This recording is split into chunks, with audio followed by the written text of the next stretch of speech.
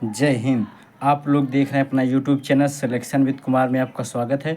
देखिए आज बात करेंगे क्लास 10 की मैथ का सिलेबस, क्या क्या पढ़ना है 2025 के बोर्ड एग्जाम के लिए तैयारी के लिए, और क्या क्या नहीं पढ़ना, कौन कौन से टॉपिक पढ़ना, कौन कौन से टॉपिक नहीं पढ़ना, इस पर बात करेंगे आज। और ये है विषय सूची, ये है आपकी एनसीईआरटी का सिलेबस है। एनसीईआरटी में आपको क्या पढ़ना है क्लास 10 के मैथ के लिए। तो देखिए जो आपके क्रॉस लगे हैं उनको नहीं पढ़ना, और जो आपके सही के निशान लगे हैं उनको पढ़ना है। जैसे देखिए आपका सबसे पहला चैप्टर है वास्तविक संख्याएं। वास्तविक संख्या में आपका कौन सा पढ़ना है? वास्तविक न्यूक्लियर विभाजन प्रेमिका नहीं पढ़ना है। अंक गणित की आधारभूत प्रमेय पढ़ना है। अंक गणित की आधारभूत प्रमेय आपको पढ़ना है। और अपरिमेय संख्याओं का पुनर्भ्रमण पढ़ना है।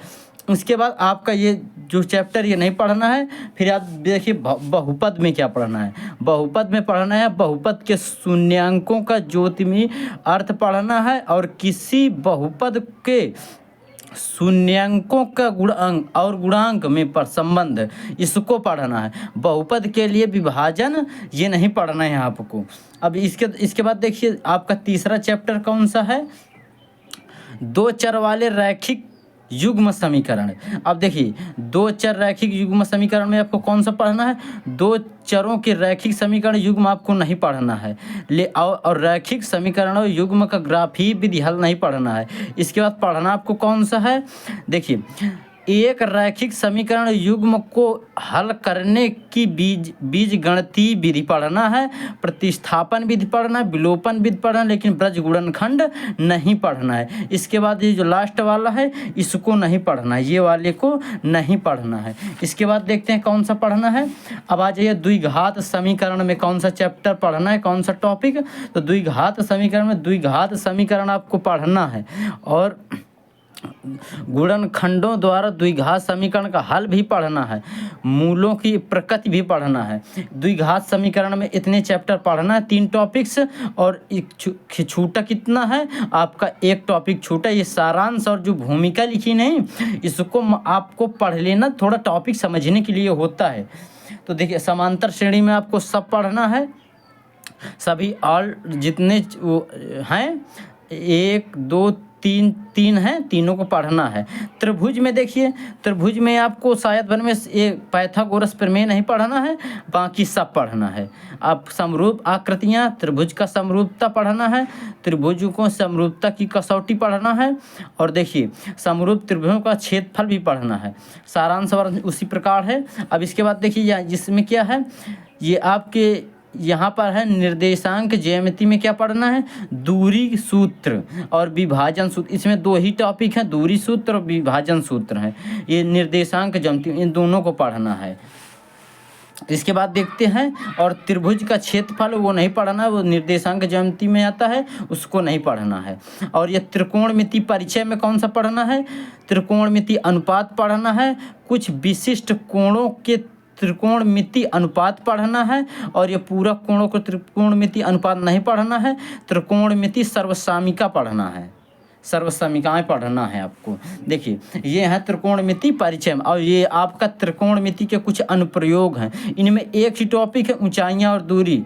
देखिए इसमें आपके 16 क्वेश्चन हैं, जो कि 16वां क्वेश्चन आपका जो रहेगा उसको नहीं पढ़ना है, आपको 15 क्वेश्चन ही पढ़ना है। इसके उदाहरण जरूर इनके सबके पढ़ लीजिए, जो आपके ये सही के जिनमें निशान लगे हैं इनके उदाहरण जरूर पढ़ लीजिएगा, क्योंकि उदाहरण से बहुत क्वेश्चन आते हैं बोर्ड एग्जाम के लिए। उदाहरण जरूर का, जो नहीं जो कटे हैं जिनमें क्रॉस लगा है उनके उदाहरण भी नहीं पढ़िएगा, और नहीं उनका चैप्टर पढ़िएगा। और देखिए वृत्त में आपको क्या पढ़ना है?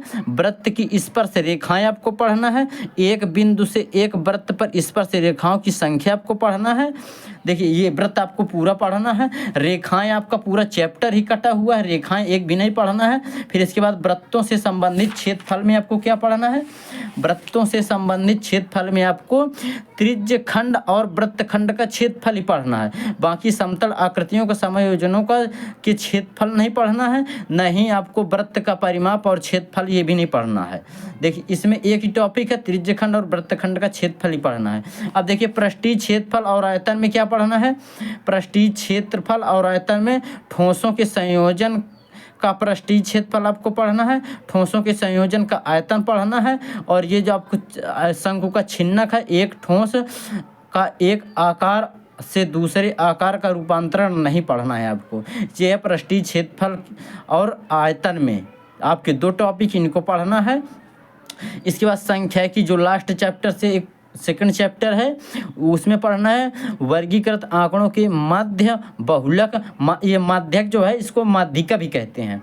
तो आपको इन तीनों को पढ़ना है, और जो संचयी वार्ता बटन का आलेखी निरूपण इसको नहीं पढ़ना है। इसके बाद प्रायिकता में एक ही टॉपिक है, उसको पूरा पढ़ना है। प्रायिकता बहुत सरल है। अगर आप लोग ये सब चीज़ के पूरे मैथ के बेसिक वीडियो और पूरी कंप्लीट वीडियो चाहिएगा तो चैनल को सब्सक्राइब कर लीजिएगा। हम मैथ के टॉपिक वाइज वीडियो बना रहे हैं। आप लोग नहीं देखे मैथ का बेसिक चाहिएगा तो हमने बना चुके हैं वीडियो, आप लोग जाकर चैनल में देख लीजिए। और आप लोग चैनल में नए हैं तो चैनल को सब्सक्राइब कर लीजिएगा, ताकि आप लोग क्लास 10th की मैथ बोर्ड एग्जाम में आपके अच्छे से अच्छे मार्क्स स्कोर हों। Thank you.